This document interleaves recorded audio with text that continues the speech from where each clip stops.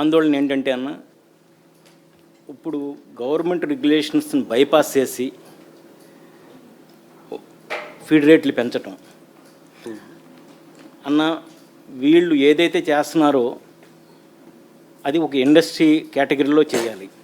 అంటే వాళ్ళు inventories maintain చేసుకోవాలన్నా, ఫీడ్ ఇంగ్రీడియంట్స్ ఏదైతే ప్రైస్ ఫ్లక్చుయేషన్స్ ఉన్నాయంటున్నారో ఆ ప్రైస్ ఫ్లక్చుయేషన్స్ ఇయర్ యావరేజ్ కనుక ప్రైసెస్ తీసుకుంటే అన్న 66 రూపాయలు వాళ్ళకి ఫీడ్ ప్రైస్ అవుతుందన్న.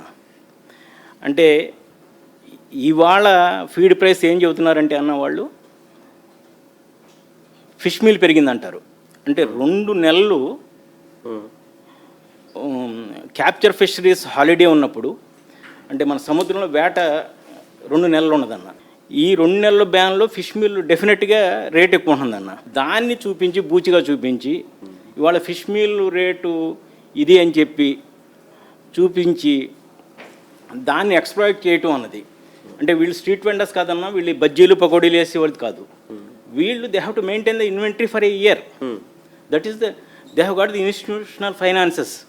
వాళ్ళకి బ్యాంకులు ఉంటాయి, అలాగే కీ లోన్ ఇచ్చి బ్యాంకులు ఉంటాయి. ఇది కాకుండా అన్న నేషనల్ బల్క్ హ్యాండ్లింగ్ కార్పొరేషన్ అని ఒక నేషనల్ కార్పొరేషన్ ఒకటి ఉందన్న. వాళ్ళు ఇటు రైతుకి ఇటు ఇండస్ట్రీకి అనుసంధానం చేస్తారన్న. వాళ్ళు ఒక 40 బ్యాంకులతోటి కోఆర్డినేట్ చేసుకుంటారన్న.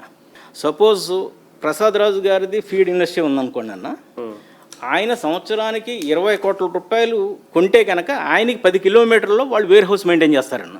రఘురామ్ గారు ఒక 20 కోట్ల రూపాయలు కనుక వాళ్ళు ఇంగ్రీడియంట్స్ అగ్రో ఇంగ్రీడియంట్స్ కొంటే అక్కడ ఆయన ప్లాంట్కి 10 కిలోమీటర్ రేడియస్లో వాళ్ళు వేర్ హౌస్ మెయింటైన్ చేస్తారండి. ఇవాళ నాకు 20 టన్స్ సోయా కావాలి, లేకపోతే 20 టన్స్ మేజ్ కావాలి, 20 టన్స్ రైస్ బ్రాన్ కావాలంటే ఇవన్నీ కూడా వితిన్ ఫ్యూ అవర్స్ వీళ్ళు ప్లాంట్స్కి యాక్సెస్ అయ్యి ఫెసిలిటీ ఉందన్న. దాన్ని కూడా వాడుకుంటూ ఇటు రైతులను ఎక్స్ప్లాయిట్ చేస్తున్నారన్న.